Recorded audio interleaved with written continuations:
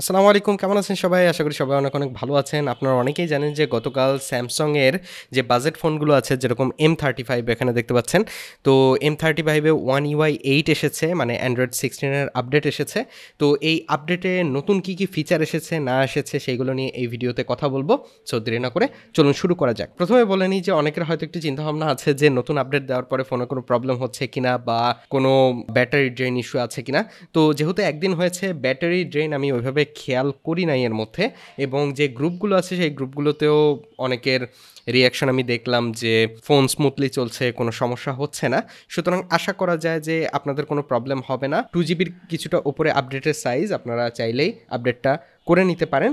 নতুন কিছু ফিচার এসেছে, ভিজুয়ালি বাহির থেকে তেমন কোনো আপডেট প্রথমেই লক্ষ্য করবেন না, বাট ভেতরে ছোটোখাটো অনেক চেঞ্জ এসেছে। তো প্রথমেই আমরা নিউ ক্লক যে স্টাইল আছে সেইটা একটু দেখব। আমি যদি স্ক্রিন লক করি, দেখুন যে এই যে ক্লকের স্টাইলটা এটা নতুন এসেছে। এটা কিভাবে অ্যাক্টিভ করবেন, আপনি যদি প্রেস করে ধরে রাখেন লক স্ক্রিনে, এখন আপনি যদি এই ক্লকে ক্লিক করেন তাহলে দেখবেন যে নতুন একটা স্টাইল এখানে কিন্তু অ্যাড হয়েছে। যে 2 নম্বর যে স্টাইলটা, এইটা আপনি চাইলে তো এইভাবে চিকন মোটা করতেই পারবেন, বাট এইখানে আপনি দেখবেন যে যখনই এটাকে ছোট বড় করবেন, দেখুন যে ক্লকের সাইজটা এই স্টাইল অনুযায়ী কিন্তু চেঞ্জ হচ্ছে। আপনি যদি স্টাইলে ক্লিক করেন, এইখানেও দেখবেন যে নতুন একটা স্টাইল অ্যাড হয়েছে। এই যে এই স্টাইলটা, এটাও কিন্তু নতুন অ্যাড হয়েছে। তো এইভাবে আপনি দেখুন যে এইটা বা এটা আমি দিই, এভাবে চেঞ্জ করতে পারেন। এছাড়াও যে ওয়ালপেপার আছে, ওয়ালপেপারের যদি আমি ফ্রেমটা চেঞ্জ করি, দেখুন যে এই ফ্রেমটা যদি দিই, ক্লকের স্টাইলটা আবার চেঞ্জ হলো। আবার এটা যদি দিই, দেখুন যে চেঞ্জ হচ্ছে। তো এইভাবে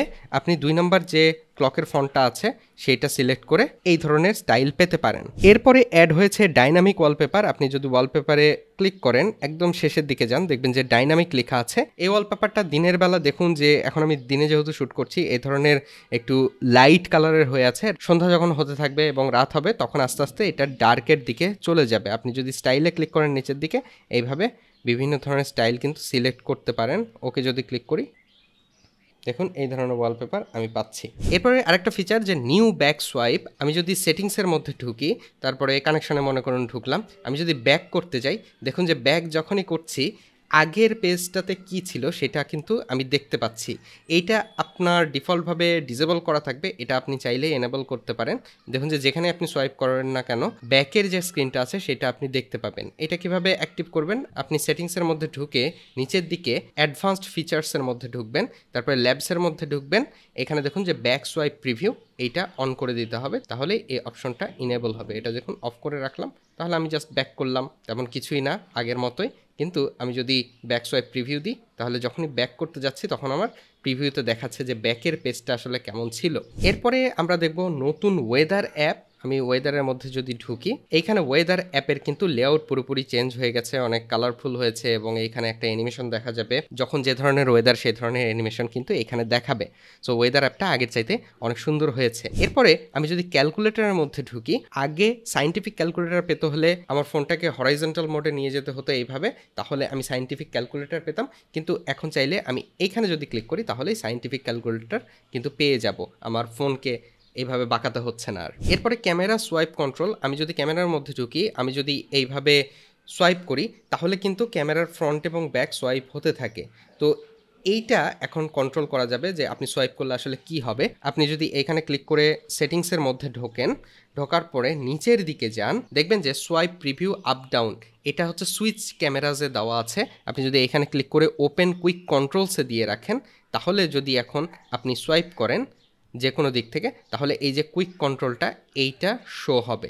ক্যামেরার মধ্যে আরেকটা মজার অপশন এসেছে, সেটা হচ্ছে আমি যদি এখান থেকে সেটিংসে যাই, তারপরে এখানে নিচের দিকে যাব, অ্যাডভান্সড ভিডিও অপশনস, এটার মধ্যে যদি ক্লিক করি, দেখব যে অডিও প্লেব্যাক, এটা যদি আপনি অন রাখেন, তাহলে যেটা হবে, আপনার ইউটিউব মিউজিক প্লেয়ার অথবা স্পটিফাই অথবা অন্যান্য মিউজিক প্লেয়ারে যখন অডিও প্লে হবে, সে অডিও প্লে হওয়ার সময়ও আপনি ভিডিও করতে পারবেন। স্বাভাবিকভাবে কি হয়, আপনি যখন ভিডিও রেকর্ড করতে থাকেন তখন কিন্তু অডিও প্লেব্যাকটা অফ হয়ে যায়, কিন্তু এই ক্ষেত্রে কিন্তু তা হবে না। এখানে দেখুন একটা অডিও অলরেডি প্লে হচ্ছে। আমি যদি ক্যামেরা অপশনের মধ্যে ঢুকি এবং এটা অন করে দিই, তারপরে ব্যাকে যাই, তারপরে ভিডিওতে যাই, এখানে ভিডিও করতে থাকি, উপর দিকে দেখুন যে অডিওটা প্লে হচ্ছে, আমি শুনতেও পাচ্ছি অডিওটা প্লে হচ্ছে, কিন্তু দেখুন ভিডিও হচ্ছে। এরপরে কুইক শেয়ার যে অপশন ছিল অ্যান্ড্রয়েড টু অ্যান্ড্রয়েড, খুব সহজেই আপনি ফাইল শেয়ার করতে পারেন। এইটার যে লেআউটটা সেটাও কিন্তু চেঞ্জ হয়েছে। আমি এখানে কুইক শেয়ারে যাব, দেখুন যে এইটার ইন্টারফেসটা চেঞ্জ হয়েছে। এখান থেকে আপনি রিসিভ এবং সেন্ড করতে পারেন, কিউআর কোড এবং লিঙ্ক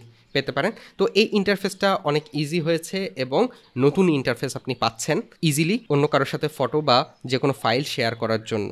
এরপরে গ্যালারি লেআউট, আপনি যদি মেনুতে ক্লিক করেন দেখবেন যে এই যে লেআউটটা এটা পুরোপুরি চেঞ্জ হয়ে গেছে। আপনি যদি মাই ফাইলসে ঢোকেন উপর দিকের এই লেআউটটাও চেঞ্জ হয়েছে এবং রিসেন্ট ফাইলগুলো এখানে তো দেখা যাবেই, সাথে সাথে আপনি যদি ডাউনলোডের মধ্যেও ঢোকেন এইখানে দেখবেন যে ওপর দিকে ট্যাব আকারে আপনি কোন কোন অ্যাপ থেকে ডাউনলোড করেছেন, মনে করুন ইনস্টাগ্রাম থেকে কিছু ডাউনলোড করলেন অথবা টিকটক থেকে কিছু ডাউনলোড করলেন, এই ট্যাবগুলো এইখানে দেখা যাবে। মানে আপনি খুব সহজেই ডাউনলোডের মধ্যে ঢুকে যদি ক্রোমে ক্লিক করেন তখন ক্রোম ওয়েব ব্রাউজারের মাধ্যমে যে জিনিসগুলো ডাউনলোড করেছেন সেই জিনিসগুলো এইখানে দেখা যাবে।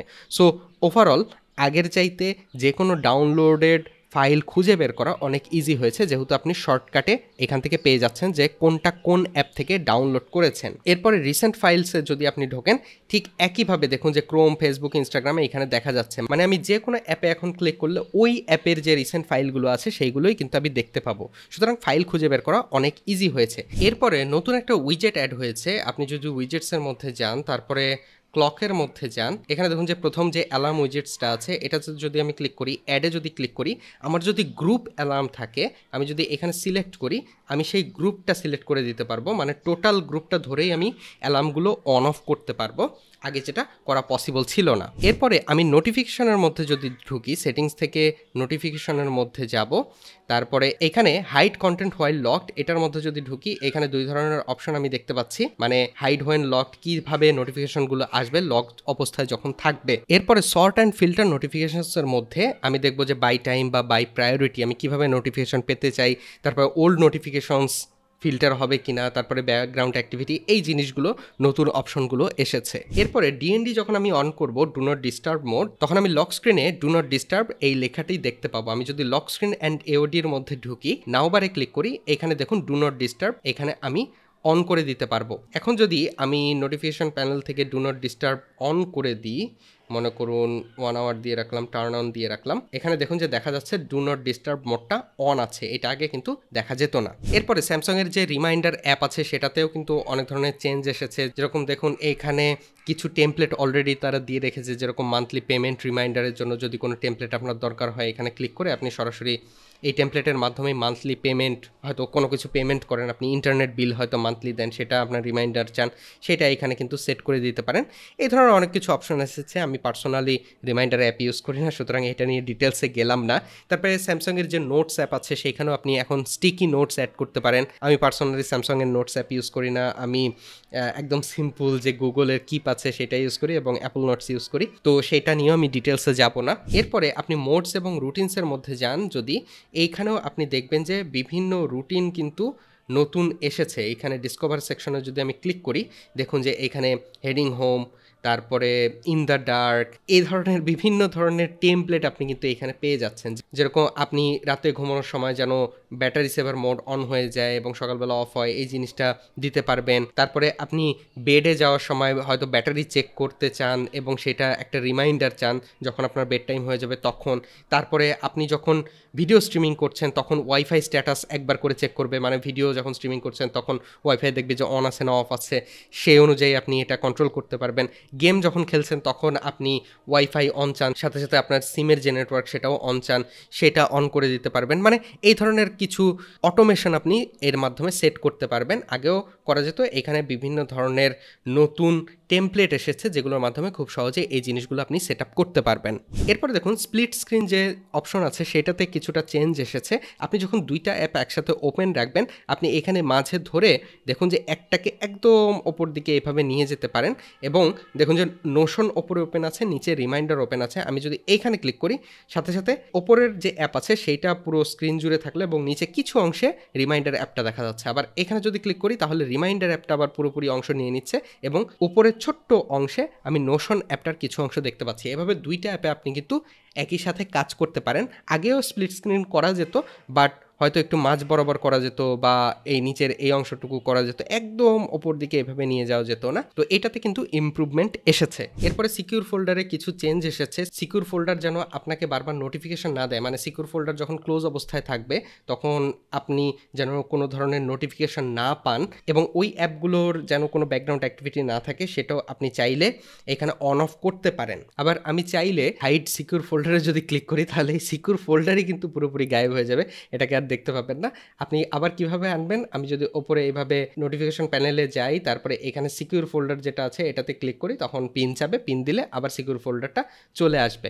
তো এই ধরনের ইমপ্রুভমেন্টগুলোই এসেছে অ্যান্ড্রয়েড 16 One UI 8-এ। তো আশা করি আজকের এই ভিডিওটা আপনাদের উপকারে এসেছে। নেক্সট ভিডিওতে আপনাদের সাথে আবারও দেখা হবে, কথা হবে। সে পর্যন্ত সবাই ভালো থাকবেন এবং সুস্থ থাকবেন। আল্লাহ হাফেজ।